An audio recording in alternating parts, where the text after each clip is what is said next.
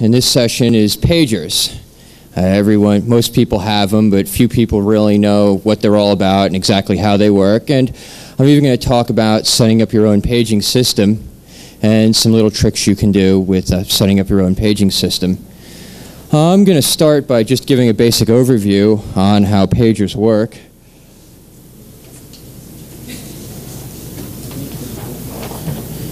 Excuse the atrocious handwriting.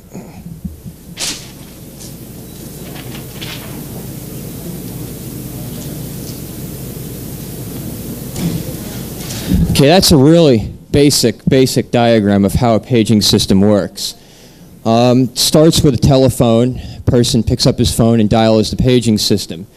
It then goes into a computer system which will receive the touch tones and convert it to a format that can be sent over the air efficiently.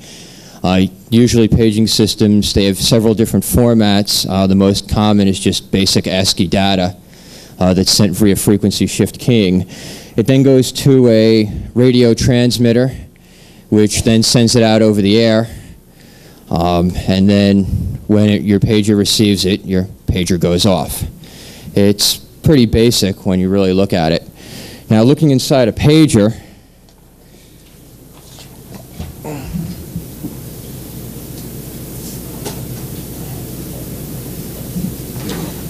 okay, as you can see, there's really not a lot to them.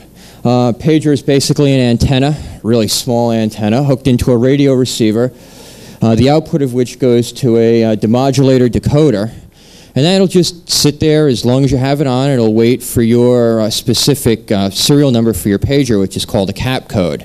When it receives your cap code, that little decoder modulator turns itself on and receives your data, your phone number if you have a numeric pager, or if you have one of the alphanumeric ones, you can get a complete message. And when it receives it, it then alerts you through an alerting system. Pagers usually have a buzzer, a vibrator, or a beeper, audio beeper that goes off. And that's basically how it works. As you can see, it's fairly simple. There are different types of pagers.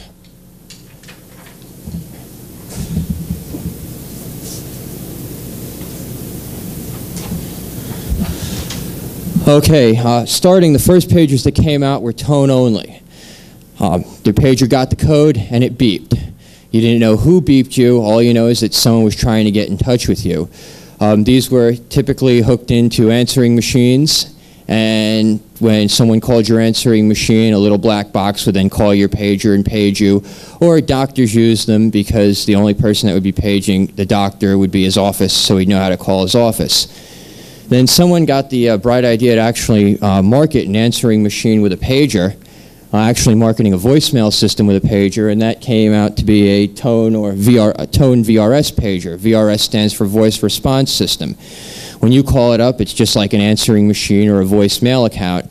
You get the person's message, and they prompt you to leave yours. You leave it, and then the person gets paged, and that tells the person to call his VRS system and retrieve his messages just like a voicemail. There's then a voice paging system, which isn't seen much in commercial use, but a lot of public safety agencies still use it. And with that system, you call it up, it picks up the phone, and you're on the air.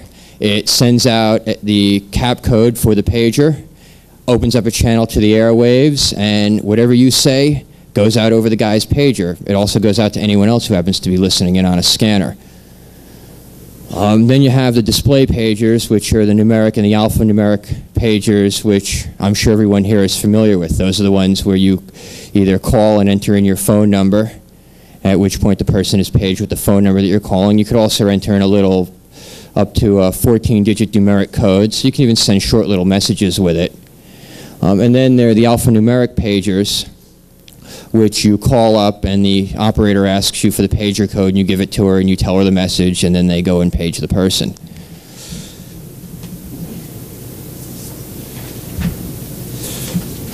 Okay, now that you know how easy, basically how simple pagers are, there are a number of ways you can set up your own paging system. Radio Shack will sell you one for $100, which is a basic tone pager. Get a little paging terminal. It actually works on the CB band, and you can get, with a decent antenna, about a 20-mile range out of it under the best of conditions. Typically, it's about a mile. Quarter wave whip, which would be about, let's see, about 3 meters high. So you're talking about a 9-foot high antenna. And you can get a 20-foot range on those CB tone pagers. You can also set up your own voice paging service if you have any type of radio transceiver that's capable of sending out any type of signaling. I have a system like that here, which I'm going to demonstrate. And at that, it will, you're basically opening up a frequency, sending in a code, and then the unit will open up its receiver and you can send a message. And if Adam is out there, okay. Now I've set this up on an amateur band frequency. It's probably one of the best places to do this because you can run a decent amount of power. It does require a license, but the no-code technician license is very easy to get. And basically most modern transceivers will have a function in them called digital code squelch, and that is basically a pager. Your receiver sits there and it waits for a code. In this case, they're using touch tones. And Adam just keyed up with my touch tone code, and I just got paged. So, do I have any questions? Go ahead. Certainly. I apologize to the audience here that this is slightly off topic. If you could, Mr. Icom, explain to me exactly the circumstances of your involvement with Mr. Ken Citarella, the Westchester County Assistant District Attorney. Could you explain any of this to us? Well, Mr. Pinn, so why don't you explain your involvement in a covert military project called Project Marigold, which, as I've been told, is an anti-hacker ContelPro activity. And while you're at it, why don't you... Can I come up here with you? You can speak. You can get on and you could speak. Or why don't you talk about where you're getting your funding for PNET? What do you mean? From my internet site? Yeah, apparently, from what's been seen, people are wondering how you're getting all these points of presence and not getting any money in on it. All of these points of presence, unless you believe that I have one, that we have one, let's say 2 points of presence. Cheshire, Connecticut, Hartford, Connecticut, and of course all forwards along this Connecticut. But actually what I see is you're dodging the entire question. Or Mr. Pins, if you want to talk about the PumpCon event, what about you putting my handle on the system that you hacked into? I do not deny that. You were in the same room with me. I have actually pled guilty to this, and I am currently on probation. I would actually like to know how... So why did you go and put someone's handle on a system that you just hacked into? It seems that would be a violation of hacker ethics.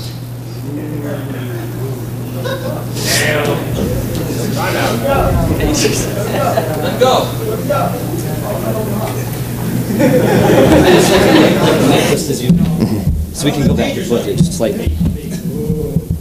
Could you please repeat the question as I was speaking to someone else at the time? Which question? Whatever you just said. Well, what about you putting your handle on my on the system that you hacked into? That would seem to be a violation of hacker ethics, don't you think? Mr. Icom was in the room with me as we were. It was pretty much just like a joke. He was also present at a conference prior to, and some other systems had been violated, and it was kind of some of the same types of things. It was mostly just a big joke. There were 3 accounts added to this RS6000. One was my handle, which, of course, in haste, I typed wrong. And instead of coming out Ixom, it came out IXOM with a letter U. There was one by the name of the conference that happened to be being held, which was PumpCon, and, of course, Mr. Icom's. The company that was involved with this was Bob's Stores, which is just a retail chain in Connecticut. And, of course, they had an AIX system with a nice announcement that said, "Welcome to Bob's AIX," and the version number and stuff, and an unpassworded root account. This company, of course, along with the district attorney, I was facing 10 felony counts, including 3 forgeries, because Mr. Thomas Icom was the first person to be arrested at this conference because, again, an illegal weapon. Being military, and that he was in the reserve, I don't know if he still is, it's not really relevant. But the military police had to come in, and, you know, he was pressured into talking about what I had been doing when they entered the room. Well, Ron, as I recall it, you did put my handle on the system, which is a violation of hacker ethics. Now, I don't know what you were trying to do because I sure didn't ask you to put on a system. As far as me getting arrested for an illegal weapon, that never occurred. So, is the reason that you were not arrested because of your rollover? None of that ever occurred.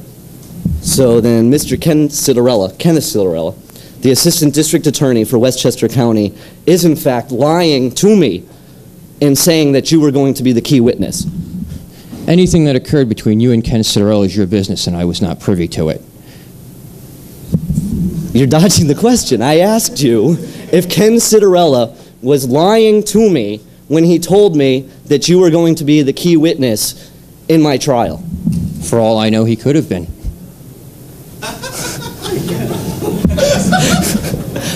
Okay. I don't know how to respond to that one, actually, because that's just really weird. But actually, folks, you could try leaving, Ron.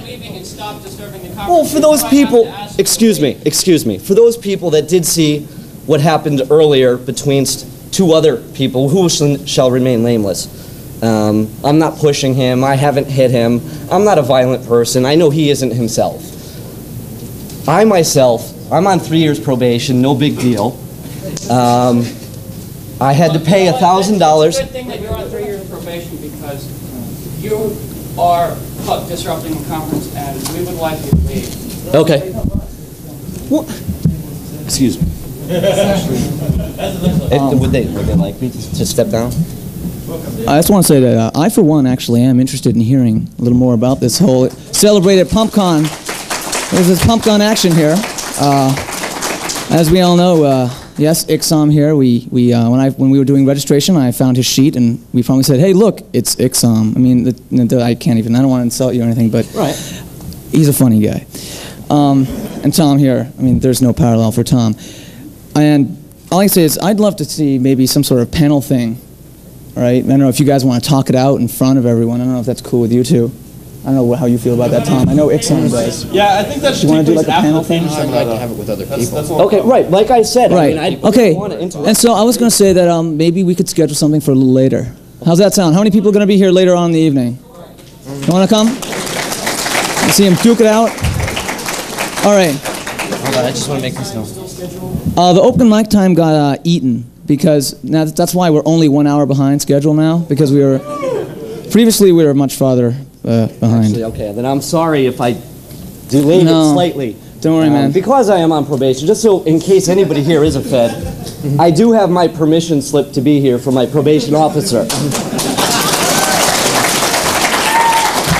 As we know, no one here at Hope would ever be caught breaking the law.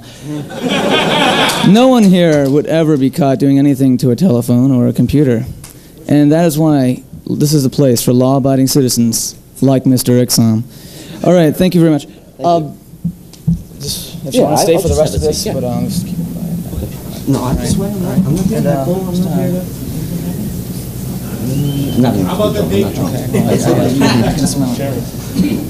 All right, sorry about this, Tom. Take your time, all right? Okay. But, well, does anyone have any questions on paging systems? Anything? Can you recap the last part you went over? Which one?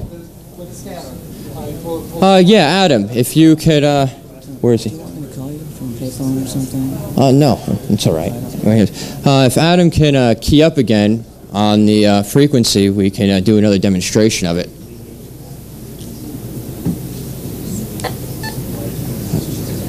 Go ahead. Okay, as you see, he sent me a touch tone code out, and that waked my receiver off. And now I can hear everything he has to say. Now, that'll be with a regular scanner, right? You could do it with a regular scanner if you had a touch-tone decoder hooked into it. Okay. So what you're using? I'm using an amateur band transceiver right now. Those have built-in digital paging. You can use any type of receiver or any type of signaling format you want. So what are you using the signaling? Excuse me? The equipment, the signaling. What are you signaling with? We're signaling with 2 ham-band transceivers. Okay. Go ahead. What's the range of that type of system that you described? It all depends. Now, the system we're using right now has a range of about 5 miles. If you use more, we're only using 5 watts into a really low-gain antenna. If you used more power, bigger antenna, if you could find a ham repeater that passes touch tones, few of them do anymore because they mute them out for the patch functions, you can go 70, 80 miles without any problems. Go ahead. Not to be insulting, but you put up these big blocks with no detail, something that you could find in like a children's program on pagers. Well, I'm trying to keep it simple because I don't know the how technical the audience is. Are we talking amplitude, phase, frequency, what bandwidth? Well, typically most of that stuff is done with frequency modulation because that's the standard for VHF and UHF where the pagers are at. The data format is sent in FM FSK, in which the zeros and ones of the binary signal are the 0 is represented by 1 FM frequency, and then it's shifted up a number of kilohertz for the 1. On audio frequency shift keying, which is another method used on the older pagers, it's done by audio tones. 1 tone represents a 1, 1 tone represents a 0.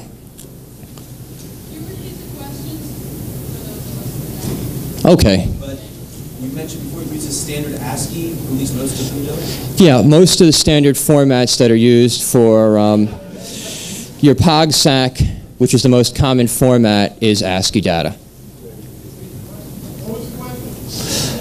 What's the data sent in? And the standard data, which is POGSAC, is sent in ASCII.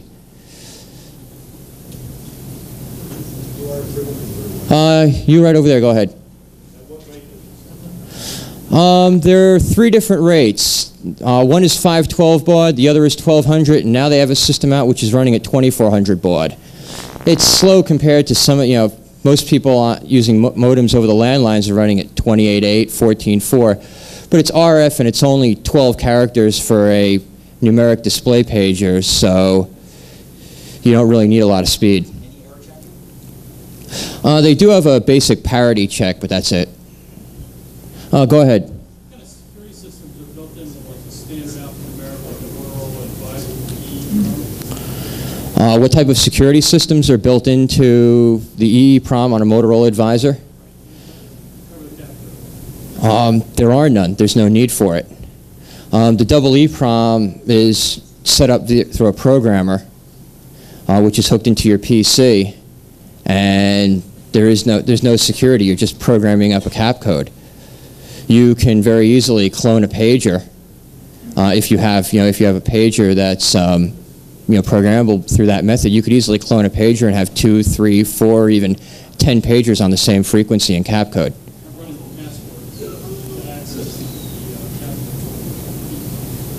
Excuse me?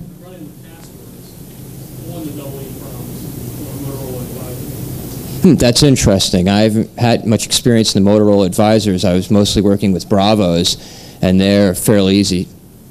Right, because they only have one cap code as opposed to 4 cap codes on an advisor. Is that password to read the messages or just To get access to the cap codes themselves. Okay, any other questions? You back there, go ahead.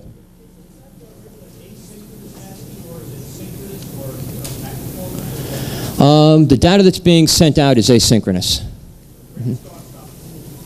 Excuse me? Yes, regular start and stop in 8-bit format. Anyone else? I just wanted to correct you on one thing. You referred to something being a touchscreen encoder. It's actually Well, DTMF is the generic name for it. Touchtone is an AT&T trademark, but DTMF, dual tone multi-frequency tones and touch tones are the same thing. Anyone else? Okay, well, thank you for your time.